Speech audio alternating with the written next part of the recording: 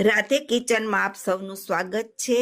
આજે કારેલાનું શાક, એ પણ ચણાના લોટવાળું, પણ ભરવાની જરૂર નથી, એમ જ અઠવાડિયા સુધી સારું રહે, મુસાફરીમાં પણ લઈ જવાય, વેકેશન છે તો ફરવા જાઓ ત્યારે પણ લઈ જાઓ, ટ્રેનમાં તો પણ ચાલે।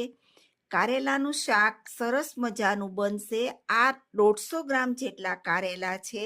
આપણે આ રીતે ધોઈ સાફ કરી અને અંદરથી બી કાઢી આવી લાંબી લાંબી પતલી બધા જ કારેલાની ચીર બનાવી લેશું। પ્લીઝ આપ સૌ રેસીપી પૂરી જોજો, મને સપોર્ટ કરજો, લાઈક કરજો। આ રીતે કારેલા બરાબર સાફ કર્યા પછી ફૂલ તેલ આવવા દેવાનું। ફૂલ તેલની અંદર ગરમ હોય ત્યારે જ આ રીતે